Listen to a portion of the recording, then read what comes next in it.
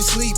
I'm thinking about a whole P. I gotta get back, bitch, I'm thinking about a whole B. They let me for dead, yeah, I'm thinking that they OD.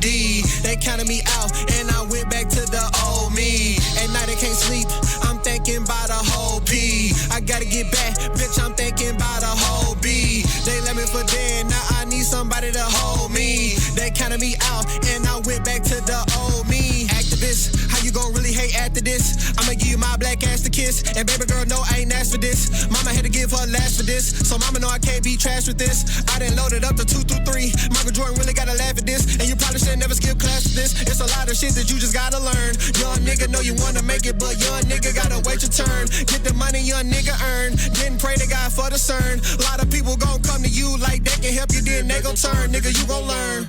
At night I can't sleep, I'm thinking about a whole P. I gotta get back, bitch, I'm thinking about a whole B. They let me for dead, yeah, I'm thinking that they OD. They counted me out, and I went back to the old me. At night I can't sleep, I'm thinking about a whole P. I gotta get back, bitch, I'm thinking about a whole B. They let me for dead, now I need somebody to hold me. They counted me out, and I went back to the old me. Attitude, now I'm on a whole different altitude. Swear baby girl fucked up my mood, and I don't really do anything for you, but you was too worried about Shelby. Whole lot of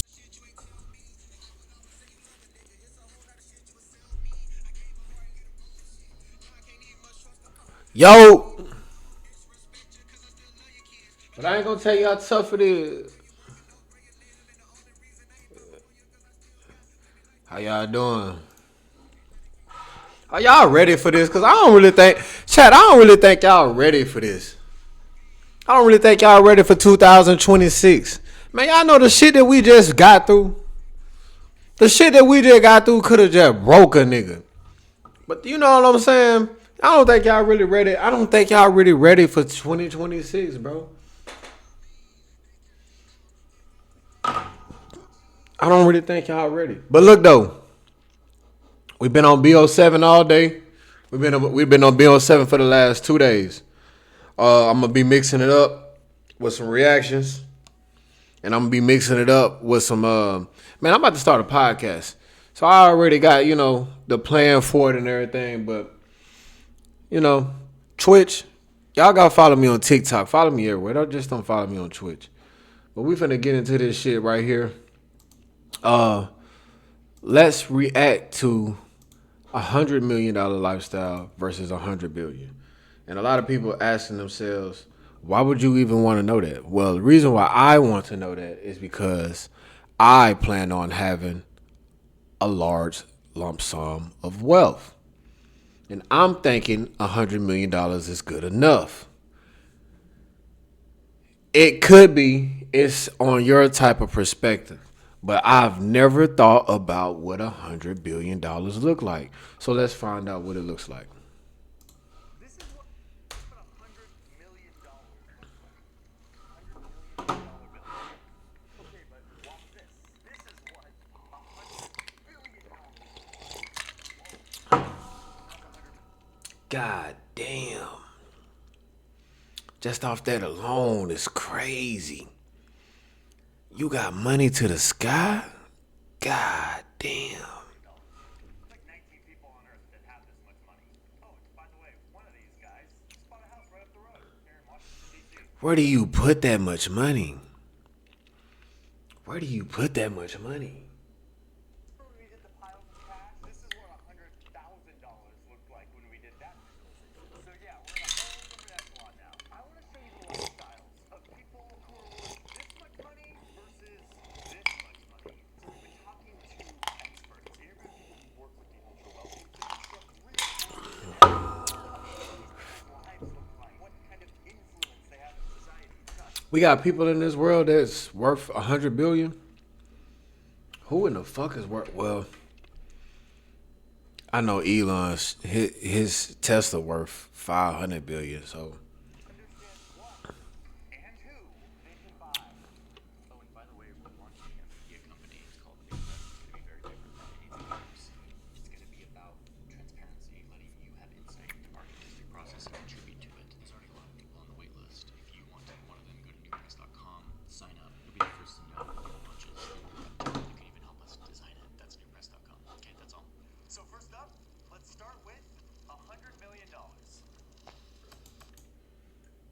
Oh shit.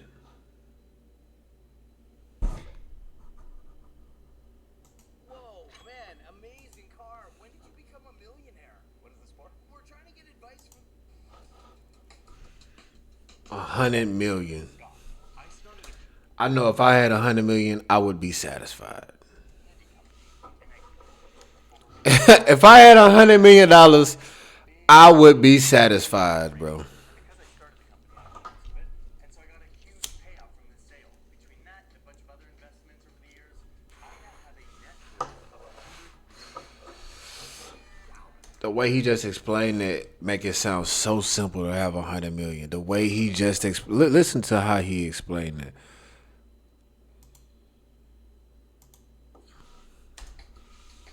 My name is Scott. I started a candy company. He started a company. He grew it. Anybody could do that. Giant candy corporation. Anybody could do that. Most of it. And so I got a huge payout from the sale. Between that and a bunch of other investments over the years, I now have a net worth of $100 million.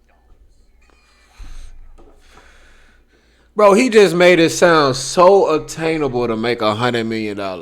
He just made it sound so obtainable, which it is attainable, but god damn. Bro, you know how easy. Oh shit, my desktop. Nobody told me. Nobody told me. So I'm gonna have to go back. Nobody told me.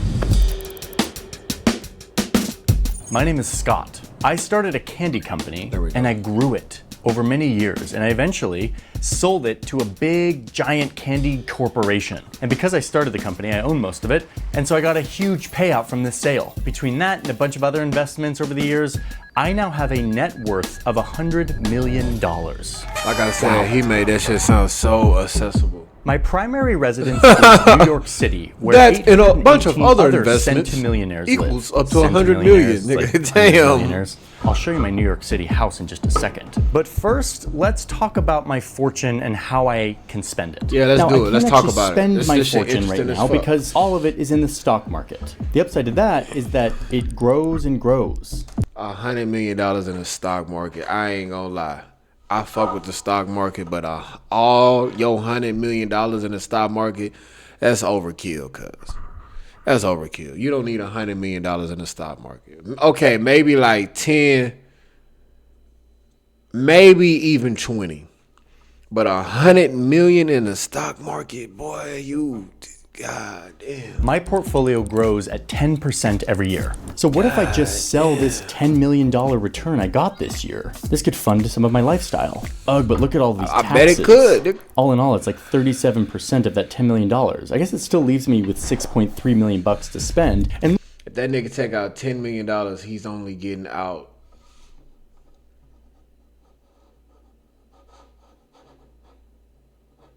Where the fucking mouse at?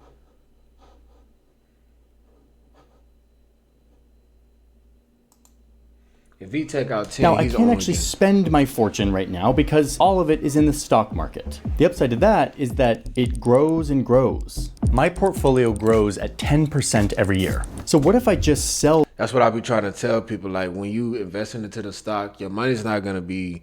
It depends on how you invest in your stock. Like, I invest my money into ETFs. I also invest into futures and other cryptos and stuff like that. But my 85 to 90% of my portfolio is ETFs. ETFs are going to grow between 5 to 10% on the average every year. So if you put some money in the ETF and you let it sit for like 30 years, then just think about that compound interest that's just keep getting reinvested into your portfolio. That's one part of investing into stocks, as well as day trading, as well as crypto, as well as futures trading, Forex. But just keep that in mind. But like I said, $100 million in the stock market, I feel like that's overkill. Cause This $10 million return I got this year. This could fund some of my lifestyle. That's But all- look at all that's these kinda taxes. All in all, it's like 37% of that $10 million. I guess it still leaves me with $6.3 million to spend.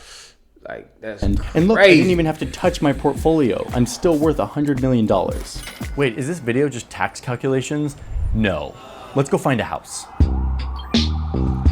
Ooh, that gotta be fun as hell being that rich and going house. My budget for a House house hunting. is anywhere between 8 and 15 million. Ooh, that's a crazy budget, nigga. $8 to $15 million budget on a house, nigga. What?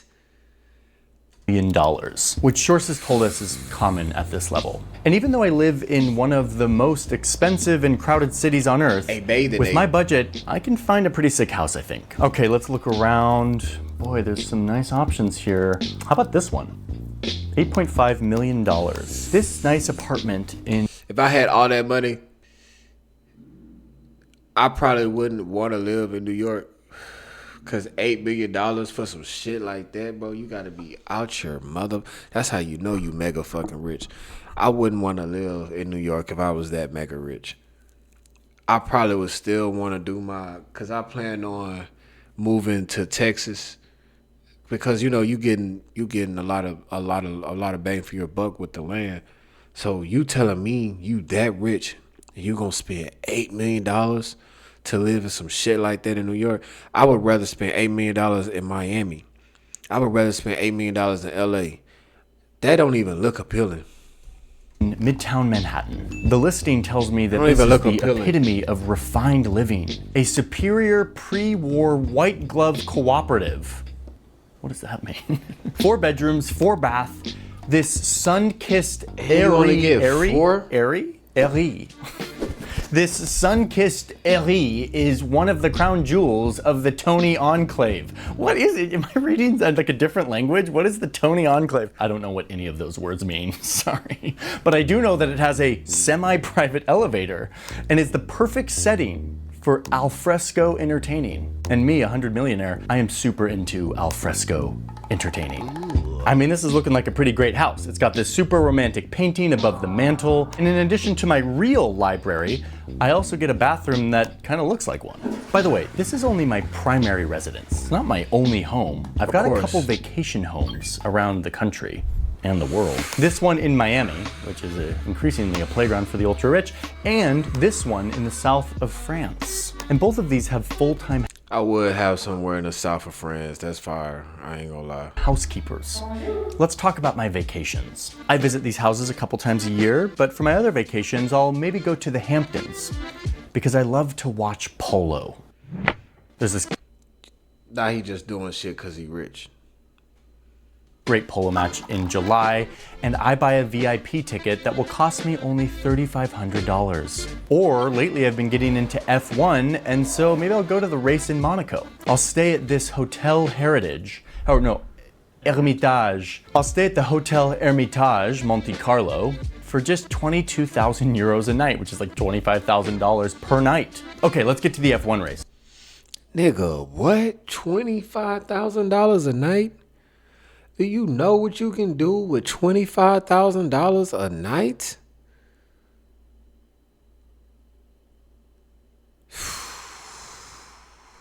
And the Monaco Grand Prix is underway. Jeez. No one told me I needed to bring my swimsuit to the F1 race. I'm feeling a little overdressed. Food's great, chef. Great view. See, I could do 100 mil. I could do 100 mil. Let's get to the race. I'm planning on watching the F1 race from a private yacht. The ticket was $16,000. And look at the benefits here. I get to walk around in the pit, I get to meet the drivers, and I even get VIP tenders? Eve to me is basically freedom. It's a giant open universe where you can do whatever. Peace to Oh, not that kind of tender. Just a fancy boat that brings me out to the yacht. Anyway, something's bothering me. Remember when I showed you I could sell off the returns that I made this year from my stocks and still come out with millions of dollars of cash to spend? Well, I didn't really like having to sell off all those returns and then have to pay like... So he has $100 million.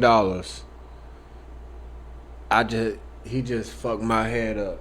Cause I said having $100 million in the stock market was overkill. But I ain't gonna lie.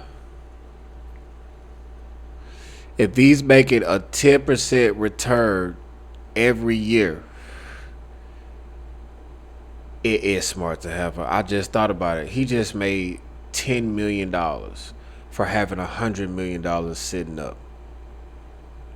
So every year, no, that is smart. I'll take it all the way back. Having $100 million in the stock market is actually smarter than having it in a bank. Damn. Because he just made an extra $10 million a year and he didn't do no trading. He did no trading. He had his shit in the ETF and it made 10% and it sent him a dividend of $10 million. I get dividends every week, every month, every quarter, every second quarter, third quarter. It just depends on what stock we're talking about. Damn, that's smart. I ain't think about that. Over 30% in taxes. Me and everyone else you'll see in this video don't like to sell our portfolio, our assets, to get cash. Even because though that triggers all of these taxes. It gives us less power. And 30%, even though 30% came out in taxes, he still grossed almost $7,000 for doing nothing. What? And he has $100 million in the fucking stock market. That actually is very smart. What the fuck? the companies we own. Instead, we like to get cash through a bunch of other ways, using our vast fortune. My favorite trick is to go to the bank and to ask for a loan. Wait, what? I'm a super rich guy. Why do I need a loan? Well, let me show you. The bank will loan me a lot of money. Others, people, money. That's why. If I put That's my how the huge rich stay investment rich. portfolio up for collateral, They don't spend meaning their money. They can come after it if I don't pay the loan back, or if I default or something. Okay, how much can I get in a loan? Well, according to the bank UBS, I could borrow up to 85% of the value of my investment portfolio, which remember is $100 million. So I could potentially get a loan for $85 million. Another bank, Merrill Lynch, says that they will give at least 50%.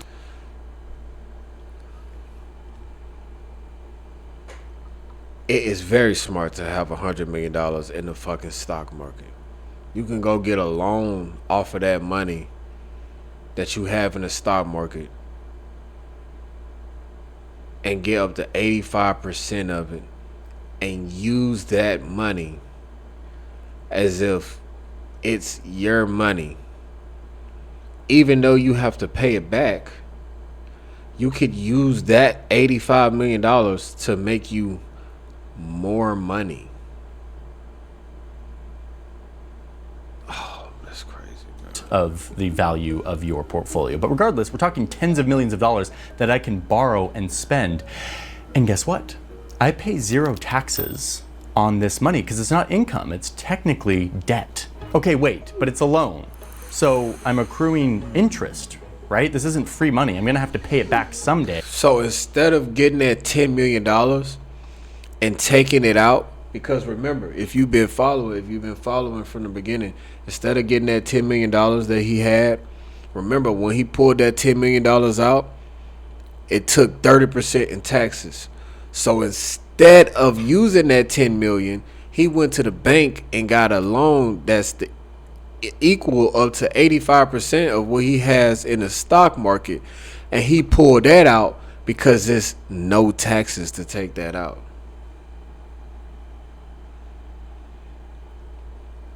This is how the rich stay rich, bro.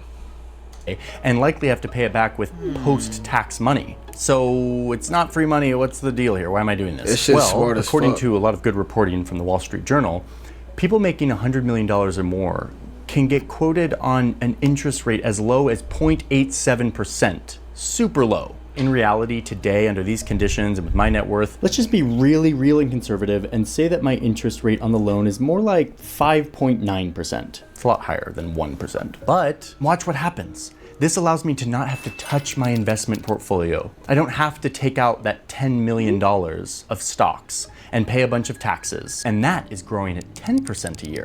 Way more than the interest on this loan. Now watch what happens over time. So that means that, I'm gonna break this down in layman terms because you have to be, in order to understand this. Basically, what he's saying is Yes, he has to pay taxes paying back the $85 million loan. But the 10% of the investment that he's making yearly is growing at a faster rate than the tax that he's going to have to pay. So basically, in layman terms, if he borrowed if he borrowed 85 million, he would have made 85 million. It looks like if he's making $10 million in the first year, so the second year you might as well double that. He's making 20 in the second year. The third year you might as well double that. He's making 60. So he's gonna make that $85 million back. The $100 million that he has in the stock market that's doing nothing is making him the money that he's just taking an advance on. So peep this out. Golly, bro, this is crazy. He's in a win-win position because peep this out. He has $100 million, right? Boom. I say he got that in Charles Schwab. That's something that I invest in, Charles Schwab ETF. So let's say he got that in Charles Schwab ETF. And it's making him 10% every year. But he takes an $85 million loan from that $100 million. As he pays that $85 million back, he's probably going to have to pay, just as a rough estimate, he's probably going to have to pay like $95 million back. Maybe not that much, but he's going to have to pay, well, it might be. He's going to have to pay over 85 million. So let's just say he has to pay let's just say 95 million. Let's just round it up and just say, let's say he got to pay 100 mil back. He borrowed 85 mil, he got to pay 100 mil back. Over, let's say he got a fixed rate, and let's say he got to do it over the next 30 years. Over the next 30 years. His $100 million is making 10% of that every year, guaranteed. And the profits that he's making is going back into the $100 million, and it's being reinvested. So every year, the 10% gets bigger. Does that make sense? The 10% is getting bigger because the money that he made is going back into what he's investing in. So therefore, the 10% is getting bigger because it's a bigger amount. You understand what I'm saying? In less than 10 years, he's already made $100 million off of that $100 million that's sitting. He has 30 years to pay it back. I'm just saying, bro. This is the value of that $10 million left in my portfolio, and this is how much I owe on the loan I took out. That's a nice looking graph. My wealth is growing way faster than the interest on my loan is accruing. So this tax-free debt thing is awesome, and it's one way that I will turn my net worth into spendable cash without having to sell off any of my stocks in my portfolio. What the fuck?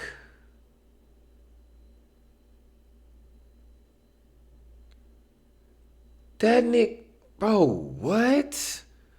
Chat, if you watching this right now, you're going to be front row seats to watching me become a millionaire. Because I'm telling you right now, bro, this is the shit right here that makes you a millionaire, bro. That just fucked my head up. He just said he's turning his net worth to spendable cash. I ain't never heard no shit like that. Okay, no more tax math for now.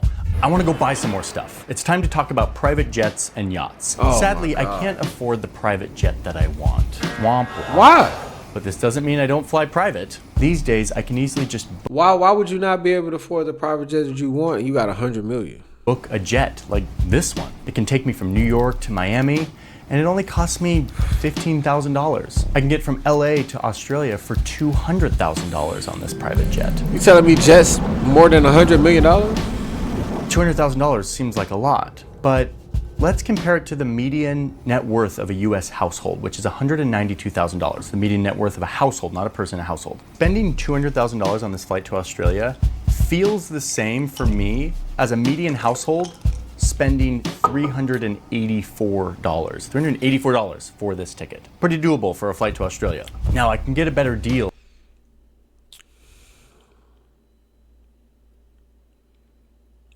No, that's crazy. On these private flights if I pre-purchase a jet card like this. I fill it up with prepaid private jet hours. Prices range from $5,000 to $7,000 per hour for a small private jet and up to $20,000 an hour for a bigger, longer range jet. Maybe someday I'll own my own private jet, but my budget of $10 million doesn't really get me the fancy one that I want. I'll opt to charter for now. What I can afford is a fairly large staff to run my life. I have 18 full-time staff members, and that's a real number of staff for people of this net worth from a Morgan Stanley report. I've got a personal driver, I've got a shopper, I've got a butler, a chef, a laundry person. I'm super into security, so I've got a head of security and a bunch of security guards. I have a personal handler who sets up all the logistics of stuff I want to do. Like I want to go yacht shopping this weekend. They're handling all of it. Oh, that's him now. Hey, Brad. Yeah, for the yacht show this weekend, can you make sure I get some VIP tenders? No, the chicken ones. Oh, and What, bro? I almost forgot, my most important staff members are the financial and legal experts who find the most clever ways to reduce how much taxes I have to pay. Which, my wealth manager, Jeff, keeps selling off all my stocks at a loss, and we're like losing money. Jeff, what are you doing back there? Listen to me. Jeff know what the fuck he doing. You don't worry about what Jeff doing. If you can get a loss, that's less taxes that you gotta pay. So he basically... Don't worry, Scott. This is called a wash sale and I know what I'm doing. You get back to yacht shopping. Loss harvesting, wash sale. I don't understand it all. Jeff does though. Anyway, back to yacht shopping. Wow, look at these yachts. ChatGPT, how are people making $5,000 a month from Airbnbs without being hosts? This shit right here. They're co-listers. It's the most... I'm actually sad to discover that I'm on the lower end of ultra wealth. So my yacht is actually The lower end of ultra wealth. What? not that fancy. It's not a super yacht, that's for sure. It looks more like this. It costs a little over $1 million. I might splurge and get this guy. Costs more like $6 million, but this is still pretty entry level. Because at this point, yes, I've got loads of money. I can buy and travel and live how I want. But what separates me from the big dogs who we're about to see is yachts and private jets, but also influence in society. I do some donating. I donate a bunch of money to politics. I gave $900,000 to a PAC that supports the candidates that I hope will win. I also belong to the invite-only Aman Club, which I had to pay a $200,000 initiation fee for. My membership fee is $15,000 a year, and I get to rub shoulders with people way richer than me, like Bill Gates, and even the Kardashians show up every once in a while. But this isn't real influence. I'm kind of paying for access. It's nothing like we're gonna see once we cross the $1 billion mark. Hey, since we're talking about money, can we take a minute to make sure that this video makes money so that Nah, this shit right here blowing my mind. our team can continue to work? Could y'all imagine having $100 million? And our company. Oh my God. Not 5 million, not 10, not 50, $100 million. Is that even possible? Company can keep growing so we can keep making videos.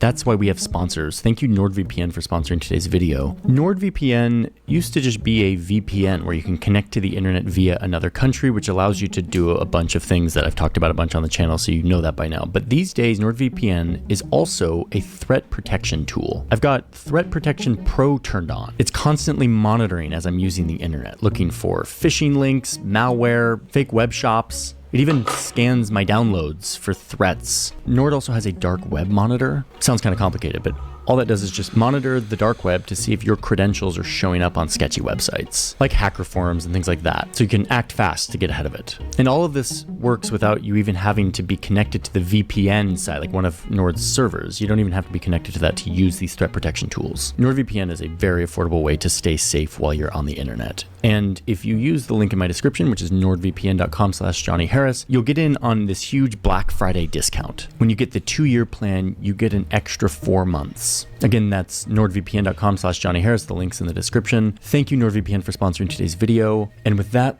let's dive back into the lifestyles of the ultra rich. All right, now let's 10x this and get to $1 billion. Forbes says that there's about 3,000 people on Earth with this kind of money. Hi, my name is Javier. Damn, that's it? I was a moderately wealthy guy for a while, but I randomly wrote a $200,000 check to a couple of young guys in Silicon Valley who had a startup idea. They gave me 4% equity in their company, and then their company blew up and is now worth $80 billion. After some dilution, my $200,000 check is now worth $1 billion. That's my net worth. So how do I get liquid cash to spend from my vast fortune? Well, I don't want to sell any of my stake in the tech company I invested in because I have voting rights. I can control how it is. In fact, like Scott, I don't want to sell any of my portfolio for cash. Instead, I will generate money other ways. I'll go back to the old debt trick that we saw with Scott. Even if I get a loan that's 2% of my vast portfolio, I'm looking at $20 million of tax-free cash, all without having to touch my portfolio, which continues to grow in the market at 10% a year. That $20 million that I didn't have to take out of my portfolio is just in the market, is growing nice and fast. And look, after 5 years, my portfolio has grown way more than the interest on this loan. I can easily pay back the loan right now and still have extra to spare.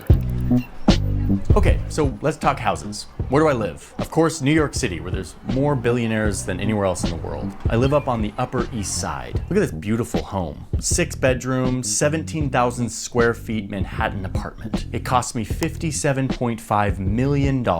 This was actually 2 huge multi-million-dollar houses that they combined into one.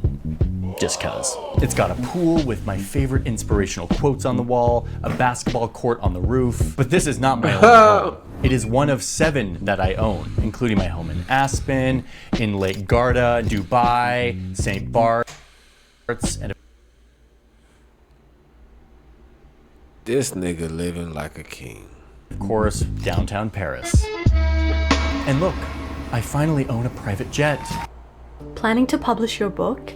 You could reach 3 I gotta sign billion in. more readers. I'm gonna do it. If you've written a book and you're thinking about publishing. Yes. I'm gonna stop being No lazy. more chartering or prepaid flight cards. I've got my own private jet and it is sick. Look at this thing. Dude got his own private jet. Cost me $75 million and I have to pay $3 million. That's why he couldn't afford it at $100 million. Damn.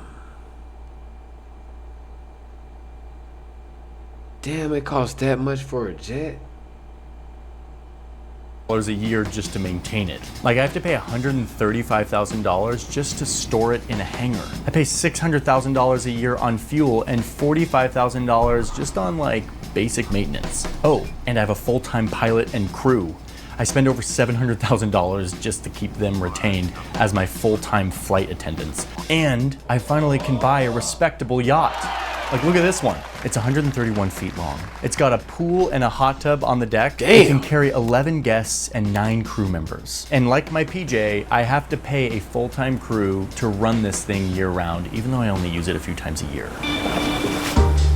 My vacations look pretty similar to Scott's. A lot of expensive VIP access, but just a little more elevated. Like I paid $3 million to watch the Super Bowl in this suite with Taylor Swift and a bunch of other rich people. The difference between me and Scott is I get invited to stuff that I don't even have to pay for because we're kind of all a little bit post money at this point. Like the Monaco Yacht Show, they have an exclusive opening day. Scott was paying $2,200 for a ticket, but I'm one of the 200 people that they just invited to the VIP experience. And in fact, where Scott's vacations were about lavish, opulent, different hotels and experiences, I have kind of a different vibe. I care mostly about privacy and security. In fact, the places I stay look a lot more like this from the street. Unassuming, not drawing any attention. But behind these walls, I've got everything I need for my vacation. My security team flew in a few days. See, like, what the fuck? You don't think about shit like that. What the fuck? You just don't think, you don't think about shit like that.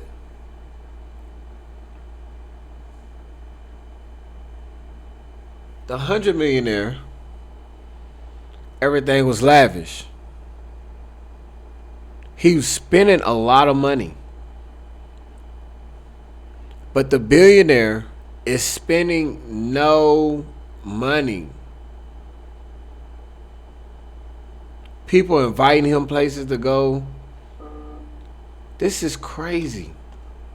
Earlier to secure the property, and then I arrive with my butler, my chef, even my personal doctor is on site. I've got a dog walker who I pay to just hang out with my dog, and of course my luxury travel coordinator who just zipped into town to connect with the brands she's been communicating with. They're planning to come to my villa to set up my own personal store in one of the mini bedrooms so that I can browse the latest fashion without leaving my villa. By the way, that's a real example from our reporting. A family who did this during one of their vacations and ended up spending $1.5 million on their little in-home designer store during their vacation. In fact, I want to super clarify that all of these examples are based on real reporting, real examples from our interviews with people. You hear what he said? All these are real, off of real experiences, off of real people with this real type of money. He's not making none of this shit up. Who work with the ultra rich. Many of them don't want to appear and be quoted in this video, but we're grateful that they let us in on some of these lifestyle details of how people live and travel at this wealth level. Anyway, I'm Javier, and at this point, it's hard to know what to spend my money on that Scott can't. Like, we can both buy a $91,000 shirt, which sales tax alone on this puppy is like $8 grand, $9 million painting. There's a few things that are out of reach for Scott that I can buy, maybe like this nearly $3 million bottle of whiskey. What I can do at this level is pay for Scott can buy that? exclusive Scott had experiences, $100 like million. paying my favorite band, the Eagles, You to tripping. fly in and play me a show. I'll pay millions of dollars for this, and in fact, they've negotiated only playing Hotel California one time, but it was totally worth it. And yes, that $6 million private concert is a real example too. Anyway, let's go back to security, because now that I'm a billionaire, I'm a little more well known, and my security team has grown. But I'm also starting to get a little more paranoid, thinking about how I'm I ain't gonna lie, if I had a billion, I'd be paranoid too. But you got enough money to keep, like right there, you got enough money to keep security around you. There really ain't no reason to be paranoid. Let me make my thing a little bit smaller.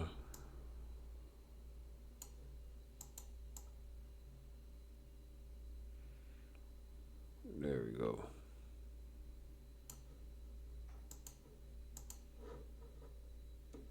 planning for something apocalyptic. We rich people think about this a lot. What if we lose it all? My vast wealth is in the market, in the economy. And if order breaks down, it could be worth nothing. So I'm going to invest in some backup plans. A bunch of land in upstate New York. And in fact, I'm even working on a bunker. I love bunkers. This thing's got food storage. Billionaires definitely love bunkers. He ain't lying. A decontamination shower, a high-tech air filtration system, 4 bedrooms, a hair salon, a shooting range. Listen, I'm not a prepper, but you know, just in case, and I've got the money to do it, why wouldn't I? Introducing Iron Beam, the best choice for futures trading. Iron Beam is the industry-leading.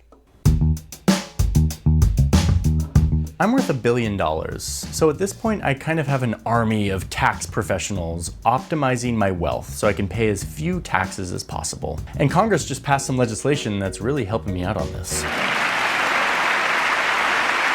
At this level, I start to get weird and creative with my money. Maybe I'll buy a hotel chain, or maybe I'll invest in bubbles. No, not those kind of Bubbles. Bubbles is the name of my thoroughbred horse that I bought for $3 million. I paid millions of dollars, and then I had to, of course, build a home and a bunch of stables for Bubbles, and I had to like get a trainer and feed and care and medical attention. It's a lot of money, but it's a business expense. And Bubbles is a depreciating asset on my balance sheet. I'm supposed to try to make a profit off of Bubbles, but really I'm doing it because on race day, I love showing up to watch him race. Off the dump, I already know where they at. That's the Kentucky Derby. They in Churchill Downs. I used to live right by the Churchill Downs. Get to hang out with my friends, spend some time at the track, throw a big party, and watch Bubbles race. Boom. What I just said. I know exactly where they at. And what's crazy is, last Kentucky Derby, I met a guy who was making a song for one of the horses. He was making a song with one of the jockeys who was riding with one of the horses, and he actually brought me in the studio while they was making a song. So that's an experience at the Kentucky Derby I'll never forget. And right there where it said Woodford Reserve, he gave me a bottle of Woodford Reserve, and he autographed and signed his name on it. The bottle is in the kitchen. I'll go get it and show you. I drunk everything that was in it. I was going through crazy times, but yeah, I'm very, very deep in the knowledge of the Kentucky Derby. So that's crazy. But what's also crazy is a billionaire is probably like all these people who own these horses are probably billionaires. And I met a guy who was a horse jockey for one of these horses. And they put him on the track and they made a song with the horse jockey. So that shit right there, that's legendary right there. And Juice can say that he did that. And shout out Frank Nitty and Gritty. Come on, boy, come on. Kentucky Derby. And summer is tomorrow, and a great start it goes in. Bubbles. Nothing down to the wire. Who's it going to be? Oh, he lost again. And yes, I'm losing a lot of money on Bubbles, but honestly, I'm not that stressed because this is more a hobby, and all of these you rich losses, you rich bastard. He talking about, honestly, I'm not that stressed. Come on, bro. can write off to lower my tax bill. I'm actually doing this same kind of hobby thing on a much bigger scale. I bought an NBA team. I'm able to write these players off as depreciating assets, even though the team is growing and making money. All of this helps my tax rate be lower than the players who play for me, and even lower than the guy serving beer in the stands. ProPublica did a great analysis on that, by the way. But yeah, anyway, all of this is legal. Like, I'm not breaking any rules. And honestly, it's really fun. And look, I have the best seats in the house. Oh, and by the way, I still pay a lot of taxes. My businesses pay corporate taxes and income taxes and payroll taxes and property taxes and sales taxes. I contribute massively in dollar terms, and my businesses generate huge amounts of tax revenue and jobs, and I took a risk in building my wealth. And when I sell or die, the government takes another giant cut. I'm paying plenty. And in fact, I'm paying so much that I'm gonna use some of my influence to try to change that. Monday CRM has the best AI features in the game. Especially in sales. Hands down. So for me, email. I've got my eye on a Senate candidate. I've contributed $20 million to his campaign to get him reelected, and he won. Yes! It's a few months later, and Congress...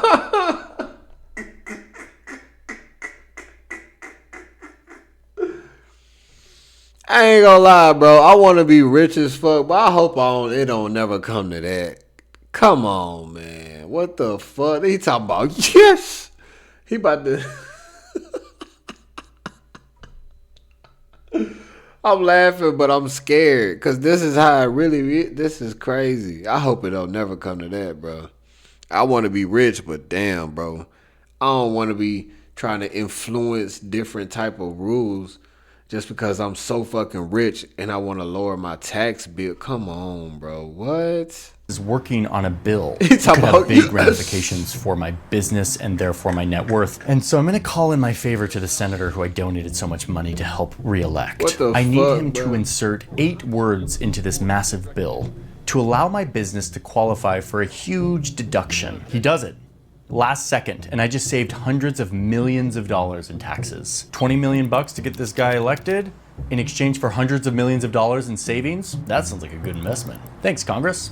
My financial advisors have been telling me that it's time for me to not just be a rich person, but to become a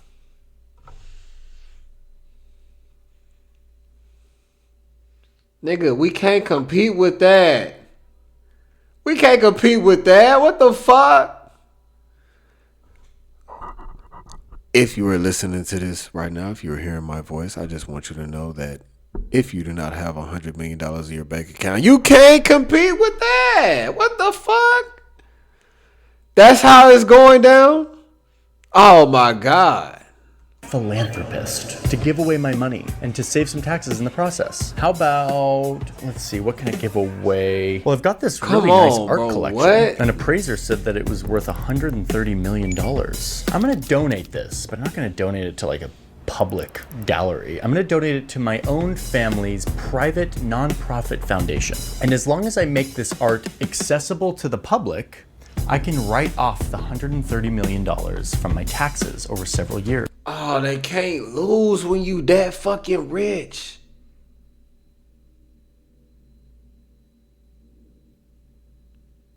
You can't lose when you that fucking rich.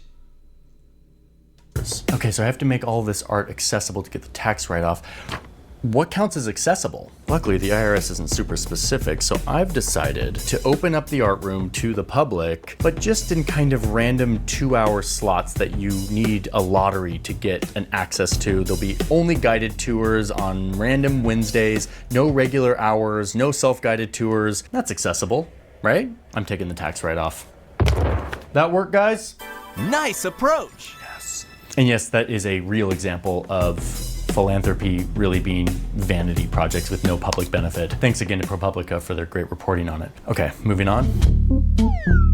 Now, there are billionaires who give to real causes that benefit real people, who give away a large amount of their fortune to actually change the world for the better. But it's also very common for billionaires to use foundations and philanthropy as tax shelters and vanity projects. And the IRS doesn't really come down on these people very often. Oh, I just got an email saying I'm going to Switzerland. Because I donated to the presidential campaign, the president is assigning me to be the ambassador to Switzerland. And I know the president said that he wouldn't be appointing his donors to these types of roles, but here I am.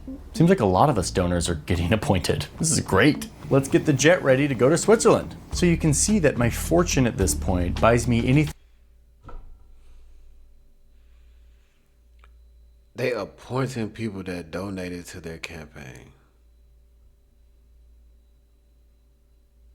Nigga, we been fucked. I want, but it's actually starting to be more and more about buying influence in society and politics. But this is just the beginning. Much what Let's see you're what doing. happens when we 100x this. Okay, things are about to get kind of nuts because we're I forgot he was even going to $100 billion. about to 100x this pile. To go from 1 billion to $100 billion.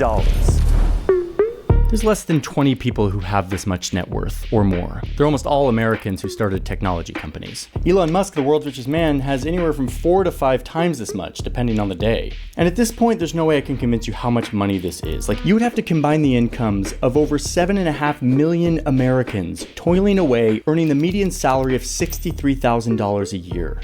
7.5 million people earning the amount of money controlled by one guy. Hi, my name is Bradley. I founded a technology company decades ago, and it is now one of the most valuable companies on earth. I still run it actively, and most of my $100 billion fortune is in the form of a huge amount of stock in this company. How do I even think about where to live? I could go the direction of Indian billionaire Mukesh Ambani and build my own personal 27-story skyscraper. That's in Dubai. complete with a hanging garden and a 6th-floor garage where I can store 168 cars. Or I could collect a portfolio of trophy homes all over the world. I'll buy this one in Florida for $173 million. Got 33 bedrooms and 39 bathrooms. That is a lot of toilets. I'll buy a spot in London. I ain't gonna lie, you got $100 billion. You too fucking rich, bro. God damn. But I'll make sure to buy all the properties around it, so I've got a lot of privacy. That one cost me $202 million. I'll grab a bunch of property along this coastline in Malibu. I'll buy this private golf course next to my 19,000 square foot mansion, even though I don't really play golf. And I'll even pay $86 million for a Zen temple in Japan, because I'm super into Japan. Let's add to the list buying this entire island of Lanai, Hawaii. All in all, my big portfolio of houses around the world adds up to about $2 billion worth of homes. But if I'm like Larry Ellison, whose homes all of those I just mentioned are, this isn't even 1% of my net worth. But I don't want to just buy homes. Maybe I want to buy a social media company. At Shane Company, we want you to feel at home. Bro. We're ready to welcome you in and help you find your dream engagement ring. You rich as fuck. I'm really into influence right now, and influencing the media is a great way to influence society. And this is where I can take the loan thing that we talked about earlier to a whole new level. Yes, I could sell a bunch of my stock to get cash to buy this social media company. Or I can do what Elon Musk did and take out a giant loan. Billions of dollars that I don't have to pay taxes on, that is based on my vast fortune. Musk was about to take out a loan of $12.5 billion, but then ended up taking about half that to buy Twitter. And this is what's wild, is the loan thing, at this level, I can plan to just do this forever. I never have to pay off these loans. I never have to sell off any of my stock. I could keep paying down the interest so it doesn't compound, but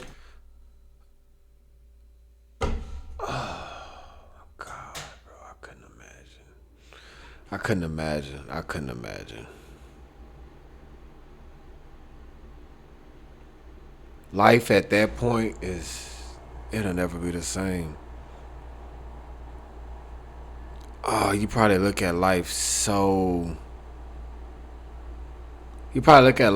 much different. You probably look at life like, I could see them looking at themselves like they're some form of God.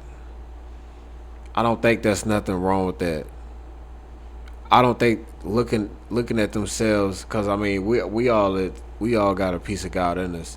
Now the God, I think there's something wrong with it, but I think they look at themselves like the ultimate being, like, and you are the ultimate being. If you got $2 billion worth of investments, what in the actual fuck?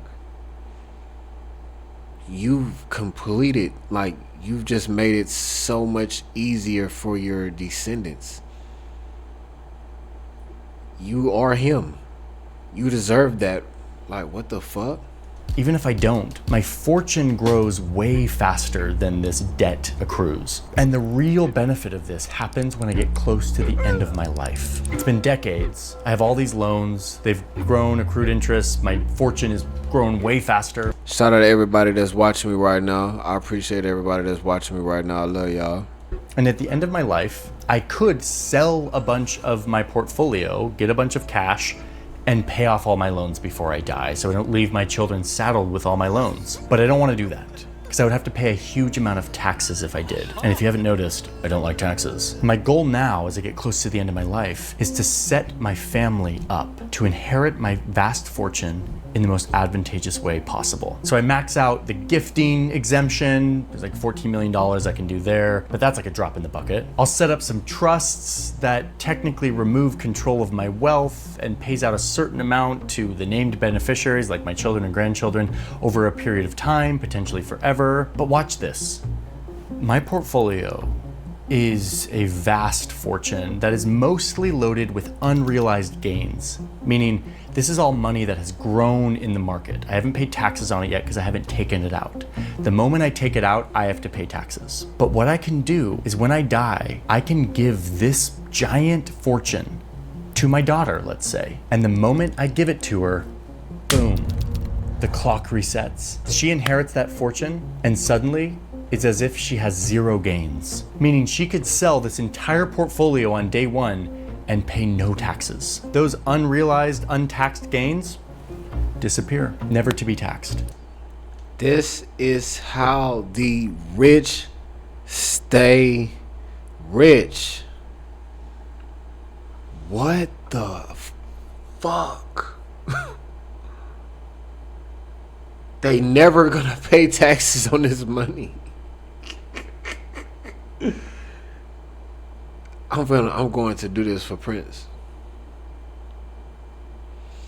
I'm going to invest so much money in the stock market, grow it to till as massive as it can be, and not touch it, and take loans off of it, from it, and I'm gonna keep it in there.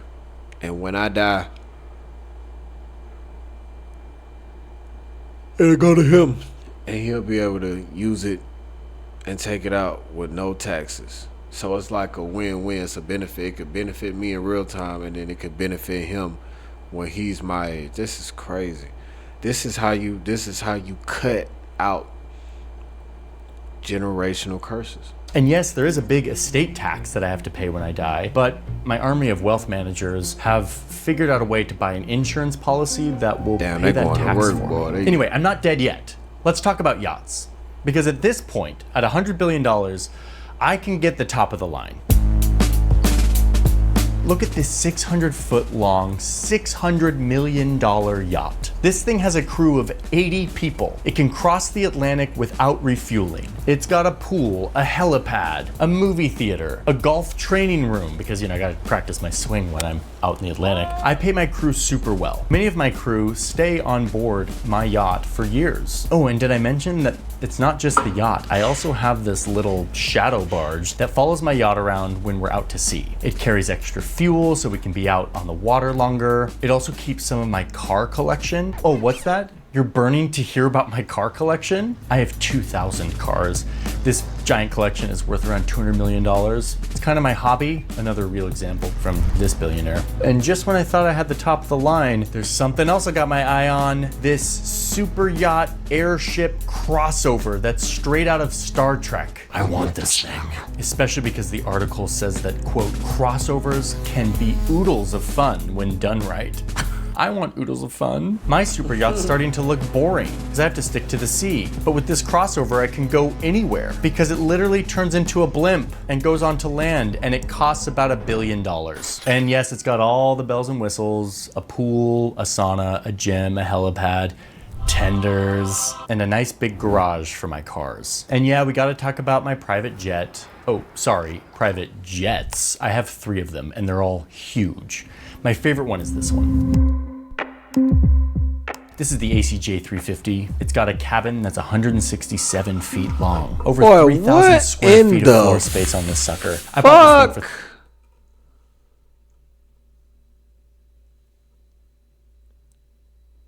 for $360 million. And I spent another $100 million just to renovate the interior because I wanted a spa on board. I mean, totally worth it, right? Oh, and on a more grave note, I had to make a deal with my pilot that in case of the apocalypse, which I think about a lot, I'll let him and his family come with me to my compound. Like if we have to escape, I need to guarantee that I have a pilot to fly me away in case like the mob comes knocking.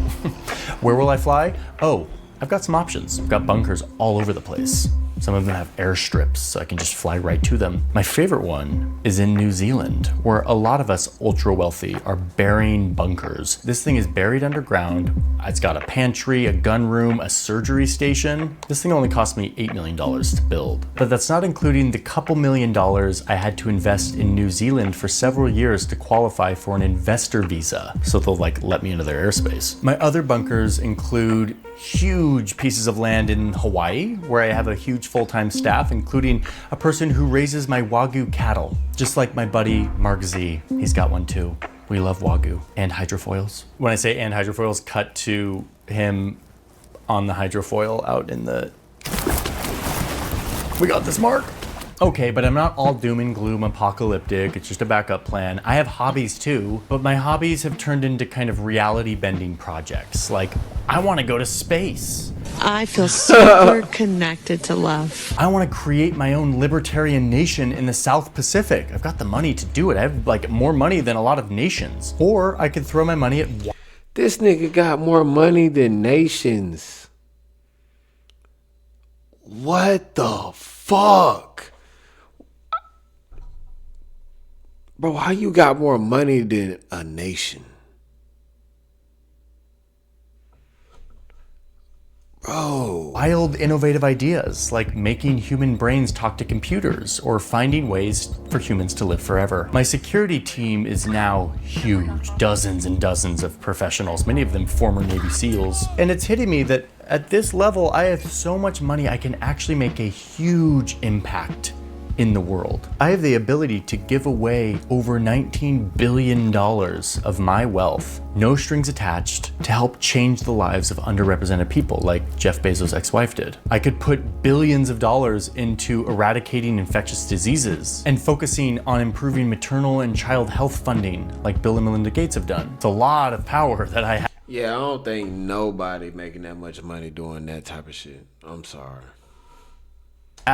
To affect what public health initiatives get done. Or I could pour my philanthropic money into foundations that get me tax benefits and serve my own ventures and are completely controlled by me.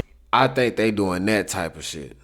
In my family, I could do either. And my level of influence is not just in the philanthropic causes I can fund. I also rub shoulders with the most influential decision makers in the world. Did I mention that as a part of my real estate portfolio, I've got this huge swath of beach in Florida where I've created an enclave for the rich. It's right next to the president's Florida residence, and it's where I make sure that I rub shoulders with the right people. This election cycle, I'm going to spend almost $300 million on getting my favorite candidate elected to be president. That seems like a lot. Is that legal? Actually, yes. Look, I have a front row seat to the inauguration, and the president is giving me the job I've always wanted, which is taking a chainsaw to the federal government. This is the chainsaw for bureaucracy. Chainsaw! Whew, wow, well that was quite the journey. If there's one thing I've learned on my journey from 100 million to $100 billion, it's that wealth begets more wealth. That's why I did all those like tax calculations and debt to show you that when you have wealth and ownership of assets in a capitalistic system, you become impervious. You can build a fortress of wealth that just keeps growing. And then once you have that fortress, it allows you to influence government and policy and media that then serves your interests to get more wealth. All while opportunities, wages, and resources stagnate for the majority. This isn't a broken system. This is a system working exactly how it was designed by policy choices and decisions. And it might strike you as unfair. I think it is, but I also think it's really dangerous. It's exactly the type of concentration that creates a politics of grievance and anger and resentment and hopelessness, all so that a few people can have access to their fancy boats and exclusive parties.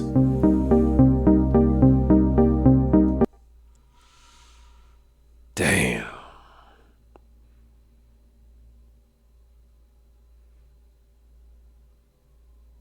That's crazy as hell. Then you got the homeless people staying right there. Damn. That shit was crazy. That was actually pretty good, man. That was actually pretty good. Appreciate everybody that was in here watching, bro. I really do. I love you.